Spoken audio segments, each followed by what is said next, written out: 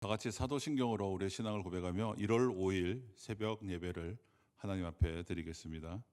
전능하사 천지를 만드신 하나님 아버지를 내가 믿사오며 그 외아들 우리 주 예수 그리스도를 믿사오니 이는 성령으로 잉태하사 동정녀 마리아에게 나시고 본디오 빌라도에게 고난을 받으사 십자가에 못 박혀 죽으시고 장사한 지 사흘 만에 죽은 자 가운데서 다시 살아나시며 하늘에 오르사 전능하신 하나님 우편에 앉아 계시다가 저리로서 산자와 죽은 자를 심판하러 오시리라. 성령을 믿사오며 거룩한 공예와 성도가 서로 교통하는 것과 죄를 사하여 주시는 것과 몸이 다시 사는 것과 영원히 사는 것을 믿사옵나이다. 아멘. 오늘 함께 보실 하나님의 말씀은 누가복음 2장 25절 한 절 말씀만 보겠습니다. 제가 가지고 있는 신약성경 90쪽에 있는 누가복음 2장 25절 우리 한 절 말씀만 우리 살펴보도록 하겠습니다. 제가 봉독해 드리도록 하겠습니다. 예루살렘에 시므온이라 하는 사람이 있으니 이 사람은 의롭고 경건하여 이스라엘의 위로를 기다리는 자라. 성령이 그 위에 계시더라. 아멘. 예수님의 영유아기 시절의 모습은 성경에 보면 자세하게 기록되어 있지는 않습니다. 그나마 누가복음에는 이 마리아와 요셉이 아기 예수님과 함께 겪은 몇 가지 사건들을 짧게 기록하고 있습니다. 오늘 저는 이 22장에 있는 22절부터 그리고 40절까지의 그 말씀의 내용들을 통해서 하나님께서 아기 예수님을 위해 어떠한 사람들을 통해 일하셨는지 또 그 사람들을 통해 일한 그 의미가 무엇인지를 우리가 함께 좀 살펴보고 그 은혜를 나누고자 합니다. 먼저 21절과 24절까지의 내용을 보시면 마리아와 요셉은 경건하고 하나님의 말씀에 온전한 순종으로 나아가는 자들이었다라고 가르쳐주고 있습니다.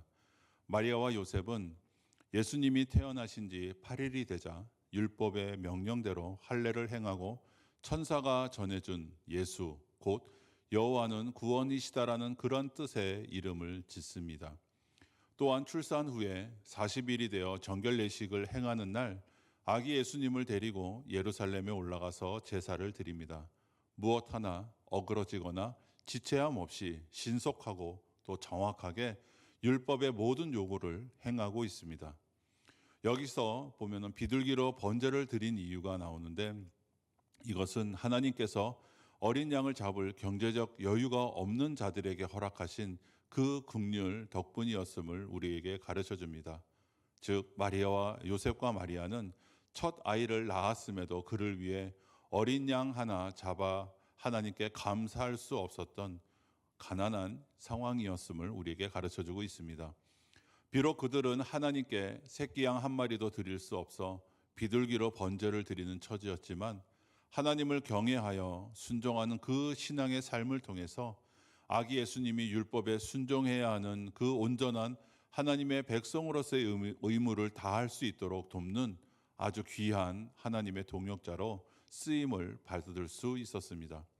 이것은 양 한 마리보다 더한 삶의 예배였고 하나님께서 기뻐 받으실 순종의 제사였음을 우리에게 말합니다. 오늘날도 하나님은 외적인 화려함과 상관없이 하나님을 경외하는 자들을 통해 일하고 계시다라는 사실을 우리는 기억해야 할 필요가 있습니다. 그리고 25절과 35절을 통해서는 시므온의 찬송에 대한 이야기가 나옵니다. 정결 예식을 통해 예식을 위해서 예루살렘으로 올라간 마리아와 요셉에게 시므온이라는 사람이 나타납니다. 이 시므온이라는 사람은 의롭고 경건한 사람이었고 하나님께서 이스라엘 백성들을 구속하여 위로해 주시기를 간절히 사모하고 기다리던 자였습니다. 특히 그는 성령이 충만한 사람이었습니다. 그래서 자기의 욕심과 뜻이 아니라 하나님의 말씀과 뜻에 집중하여 그리고 기민하게 순종하였던 사람임을 우리에게 말하고 있습니다. 특히 오늘 본문에 그에 대한 설명 중에 성령이 그 위에 계시더라. 성령의 지시를 받았더니 성령의 감동으로 성전에 들어가매라고 하는 이 표현들은 그가 얼마나 성령 하나님의 지배 아래 자신을 드렸는지를 잘 가르쳐주고 있는 부분들입니다. 그렇게 성령이 충만했던 시므온은 그리스도를 보기 전에는 죽지 아니하리라는 지시를 받았고, 오늘 드디어 그 아기 예수님을 만나서 찬송으로 하나님께 영광을 돌렸습니다. 그리고 마리아에게 예수님의 사명을 설명하고, 또 예수님의 육적인 어머니로서 그녀가 감내해야 하는 그 고통을 미리 이야기해 줍니다. 이로써 시므온은 아기 예수님을 성전에서 맞이하여 확증하는 사명과 마리아와 요셉이 예수님의 육적인 부모로서 마음의 준비를 할 수 있는 것을 돕는 귀한 사명을 감당하게 됩니다. 그가 29절에 예수님을 만나서 처음 하는 고백을 주목해 보면 그가 어떠한 마음으로 그 말씀의 성취를 기다렸는지를 우리는 알 수 있습니다. 거기서 시므온은 이렇게 고백합니다. 그는 주제여 이제는 말씀하신 대로 종을 평안히 놓아 주시는도다라고 이렇게 고백하고 있는데요. 여기서 주제라는 말의 뜻은 집 주인이라는 뜻을 가지고 있습니다. 즉 성전의 집 주인이시고 또한 만유의 주인이신 그 하나님을 부르고 있는 고백이고, 그 뒤에 고백을 보면 종을 평안히 놓아 주시는도다라고 이야기하고 있는데, 이것은 그가 하나님께서 주신 말씀을 얼마나 자신의 인생의 목표로 삼고 달려왔는지를 우리에게 아주 잘 가르쳐주고 있는 그러한 고백입니다. 죽기 전에 메시아를 보게 하신다라는 그 말씀 때문에 그는 아마도 우연히 마주치는 그 한 사람도 허투루 보는 것이 아니라 혹여나 자신이 메시아를 보고서 그냥 지나칠까라는 그러한 긴장 속에서 삶을 살아왔을 것입니다. 그리고 드디어 성령 하나님의 인도함 가운데 아기 예수님을 만난 뒤에야 자신을 평안히 놓아 주신다라고 그렇게 고백하고 있습니다. 이러한 고백은 오직 사명을 완수한 자만이 느끼는 평안이다라고 저는 그렇게 생각되어집니다. 오늘날 우리에게는 하나님께서 주신 사명이 있습니다. 시므온은 우리가 그 사명을 어떻게 감당해야 하는지를 잘 보여주고 있는 것이죠. 예수님께서 수많은 표적을 보여주셨음에도 메시아를 알아보지 못했던 그 수많은 사람들에 비해서 시므온은 숨쉬는 것밖에 할 수 없는 그 아기 예수님을 보고서도 성령님의 인도하심에 민감하게 반응하고 그 아기가 메시아임을 알아보고 찬송을 드린 것이죠. 어찌 보면 아기 예수님을 만난 그는 이제 죽음의 문턱 앞에 놓여 있은지도 모르지만 그것보다 자신이 죽기 전에 사명을 감당했다라는 사실에 더 안도하고 있음을 저는 그렇게 보여집니다. 이는 그가 생명을 잃는 것보다 사명을 감당하지 못하면 어떻게 되나라는 그것을 더 걱정하고 있었다라는 것을 우리에게 알려줍니다. 오늘날 많은 그리스도인들에게 시므온의 헌신은 큰 도전이 된다고 생각됩니다. 이 시대에도 시므온과 같이 영적으로 민감하고 생명보다 사명을 더 귀하게 여기는 헌신의 마음이 충만한 사람들을 통해서 하나님은 그 구원의 역사와 그 구원의 사역들을 이루어 가실 것임을 우리는 기억해야 합니다.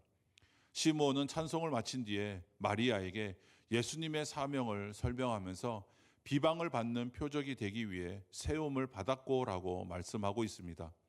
여기서 표적이란 희생 제물로 바칠 그 짐승을 보증해주는 표시다라는 의미로 사용되곤 했습니다. 즉 예수님이 비방을 받는 표적이 되기 위해서 세움을 받았다라는 이 사실은 하나님께서 인류의 죄를 대속하기 위해서 희생 제물로 자신의 아들을 주신 것이고, 인간들은 그 사실도 모른 채 예수님을 비방할 것이고, 그 모든 것들을 지켜보는 그 마리아의 마음은 마치 칼이 마음을 찌르는 것처럼 아플 것이다라는 것을 이야기하고 있는 것입니다. 여기서 우리는 마리아의 사명을 또 보게 됩니다. 동정녀로 아이를 낳으며 사랑하는 남편에게 오해를 받고 또 고난도 당했지만 그 이후에 받아야 할 그 고난은 칼로 마음을 찌르는 고통이었다라는 것이죠. 훗날 마리아는 예수님의 십자가의 죽음 앞에서 어쩌면 유일하게 하나님 아버지의 마음과 가장 근접한 고통을 경험했을 것입니다. 예수님을 낳고 기르고 그리고 그 죽음 앞에 대면해야 했던 그 마리아는 우리가 우리의 자녀들을 어떻게 대해야 하는지를 가르쳐주고 있습니다. 하나님께서 나에게 맡겨주신 자녀를 하나님께서 쓰시고자 하실 때 때로는 우리가 그 길에 방해자가 될 수 있다라는 사실을 우리는 반드시 기억해야 합니다. 하나님의 뜻보다 자녀를 사랑하는 내 마음이, 내 사역이 더 크게 작용하면 충분히 그렇게 나타날 수 있기 때문이죠. 자녀를 사랑하는 마음 당연합니다. 하지만 부모로서 이 시대를 살아가는 그리스도인들에게 오늘 본문의 마리아는 가장 사랑하는 자녀조차 하나님의 것이고, 그 자녀를 위탁받은 자신은 청지기로서의 바른 자세가 무엇인지를 가르쳐주고 우리로 하여금 고민하게 한다고 생각되어집니다. 눈에 넣어도 아플 것 같지 않은 그 자녀가 하나님의 부르심을 받고 십자가의 자리, 고난의 자리로 나아가려고 할 때 과연 마음은 칼로 찌르는 것 같을 것입니다. 그러나 그 아픔이 바로 우리 하나님 아버지의 아픔이고 마리아가 공감했던 아픔임을 우리는 기억하고 기꺼이 눈물을 삼키며 축복해 줄 수 있는 부모로 성숙해질 때 우리는 부모로서의 사명을 감당하게 된다라는 사실입니다. 이제 마지막으로 36절과 40절에서는 이제 선지자 안나에 대한 이야기가 시작이 됩니다. 시므온이 찬송과 예언의 말씀을 전하는 사이에 안나라는 선지자도 때마침 그곳에 나와 예수님을 만나게 됩니다. 안나는 예측할 수 없는 그러한 삶을 살아왔습니다. 사랑하여 결혼했던 남편이 결혼 7년 만에 죽게 되었습니다. 남편이 죽은 이유는 우리는 알 수 없습니다. 그러나 그것은 안나에게는 큰 아픔이 되었을 것이 분명합니다. 그런데 안나는 그 아픔을 하나님에 대한 신앙으로 승화시킨 것을 우리에게 보여줍니다. 그녀가 84세가 되었음에도 성전을 떠나지 않고 주야로 금식하며 기도함으로 섬겼다라고 이렇게 우리에게 가르쳐줍니다. 왜 누가는 굳이 안나를 젊어서 과부가 된 그 사실을 과연 여기에 기록해 놓았을까요? 이는 그 사건이 그녀의 경건과 따로 뗄 수 없는 관련된 것임을 우리에게 알려주고 있는 것입니다. 그녀는 먼저 이 세상을 떠난 남편을 회복될 그 하나님 나라에서 만나기를 고대하였을 것입니다. 안나는 남편의 자리를 비워두고 그 자리를 대신 하늘의 소망으로 채워갔다라는 것이죠. 그리고 그 아픔은 하나님 나라에 대한 소망이 되어서 그녀로 하여금 금식의 자리, 기도의 자리로 이끄는 씨앗이 되었을 것입니다. 그리고 그녀는 마침내 부활의 소망이 되시는 예수님을 두 눈으로 목도하며 이 아기 예수님이 예루살렘을 속량을 이루실 바로 메시아이심을 고백하고 증거하게 되었습니다. 그리고 이어서 39절과 40절에서는 예수님의 성장에 대해서 우리에게 말씀하고 있습니다. 예수님께서 자라시며 강하여지고 지혜가 충만하고 하나님의 은혜가 그 위에 있었다라는 것은 육체적으로나 또 정신적으로 영적으로 성장이 골고루 건강하게 이루어지고 있었다라는 것을 우리에게 가르쳐 줍니다. 이는 마리아와 요셉이 부모로서의 수고를 기꺼이 지불하였다라는 것을 우리에게 가르쳐 줍니다. 그 부모는 부족한 환경 속에서도 예수님의 성장을 위해서 육체적으로나 또 정신적으로 영적의 필요를 채우려고 최선을 다하고 있었음을 우리에게 가르쳐 줍니다. 모든 부모는 자녀의 성장을 위해서 마리아와 요셉처럼 최선을 다할 것입니다. 그런데 우리가 잊고 있는 한 가지가 있습니다. 이것은 나만의 힘으로 이루는 것이 아니다라는 사실입니다. 바로 거기에 필요한 것이 하나님의 은혜입니다. 40절 본문을 현대어 성경으로 보면 이렇게 번역하고 있습니다. 아기는 날로 건강하고 튼튼하게 자랐으며 지혜가 뛰어났다. 하나님께서 늘 보살피신 까닭이다. 우리는 부모로서 자녀가 지적으로 성장하고 육체적 아름다움과 힘이 세지는 것을 보면 기쁨을 누립니다. 이는 하나님께서 부모에게 주신 아주 큰 선물이죠. 그러나 그것이 도가 지나쳐 마치 자녀의 성장이 내 힘으로만 이루어진 것처럼 여겨서는 안 된다라는 사실입니다. 자녀는 하나님이 돌봐주시고 하나님이 함께 하실 때 그렇게 성장할 수 있다라는 사실을 우리는 기억해야 합니다. 오늘 우리는 아기 예수님을 이 땅에 보내시고 기르시고 메시아이심을 확증하기 위해서 하나님께서 사용하신 4명의 사람들을 저희들이 좀 살펴보았습니다. 죽기 전에 메시아를 보게 될 것이다라는 그 말씀을 붙들고 늘 영적인 긴장과 민감함 속에서 살며 자신의 죽음보다 사명감 감당하는 것을 더 중요하게 여기고, 그래서 아기 예수님을 만나서 증거했던 시므온이라는 사람과, 또 남편을 잃어버린 아픔을 하늘의 소망으로 채우고 금식과 기도의 자리를 지키고 생명의 주로 오신 그 예수님이 메시아이심을 증거했던 안나, 그리고 가난한 환경 속에서도 메시아라 보내주신 그 하나님의 아들을 건강하게 키우기 위해 헌신하였던 요셉, 또 애지중지 키웠던 그 아들이 사람들의 비방 속에서 십자가에 달려 죽는 모습을 그저 지켜보며 하나님 손에 맡겨야 했던 마리아, 모두 하나님 앞에서 귀한 사명자로 그렇게 경주를 완주했다라는 것을 우리는 오늘 말씀을 통해서 보게 됩니다. 그리고 이제 남은 것은 우리 차례라고 저는 생각됩니다. 여러분들은 과연 무엇을 기다리며 2021년도를 맞이하고 계십니까?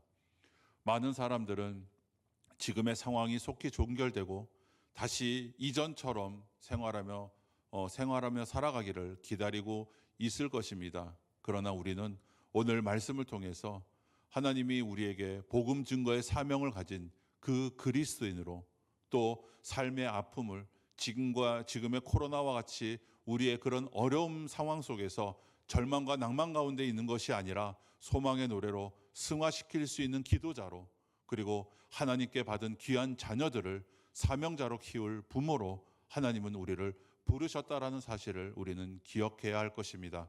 그리고 우리가 늘 이 사명을 감당하기 위해서 올 한 해도 기꺼이 낮춤과 섬김의 자리로 나아가는 저와 여러분이 되시기를 주님의 이름으로 간절히 소망합니다. 기도하겠습니다. 하나님 아버지, 감사합니다.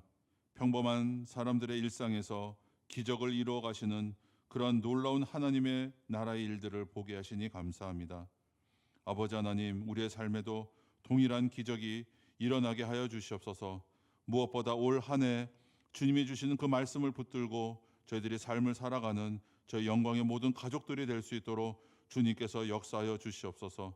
우리의 아픔과 가난도, 또 우리가 주께 받은 사명을 막을 수 없음을 기억하고 주님 주신 사명들을 위해 더욱더 헌신하며 달려가는 귀한 주의 백성들이 될 수 있도록 주님께서 역사하여 주시옵소서. 예수님의 이름으로 기도드리옵나이다. 아멘. 함께 우리 좀 말씀을 생각하시면서 찬송가 우리 85장 우리 하나님 앞에 찬송 드리고, 그리고 우리 함께 좀 기도하는 시간 갖도록 하겠습니다. 찬송가 85장입니다.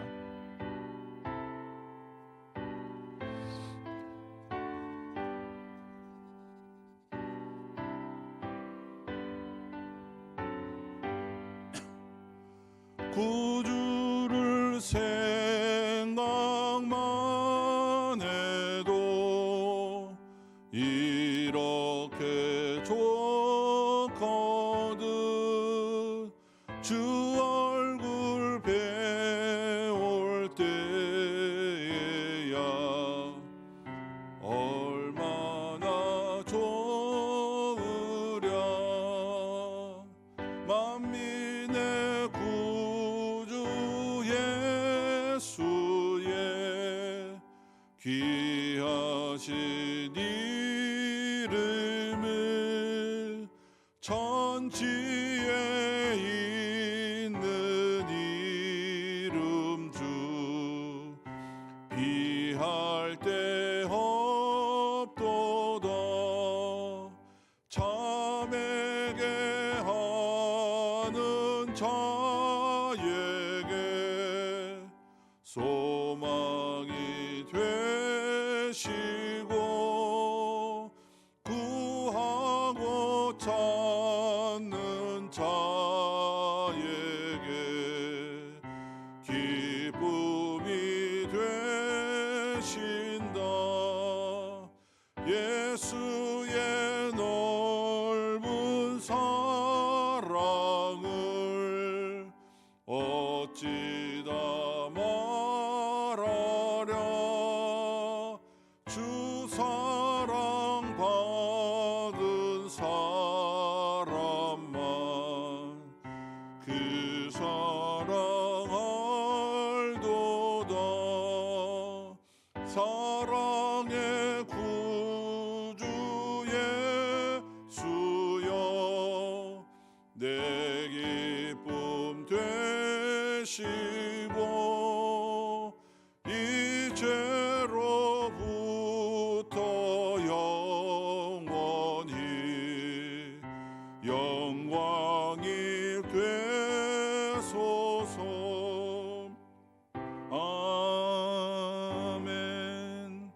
시간에 우리가 함께 좀 기도했으면 좋겠습니다.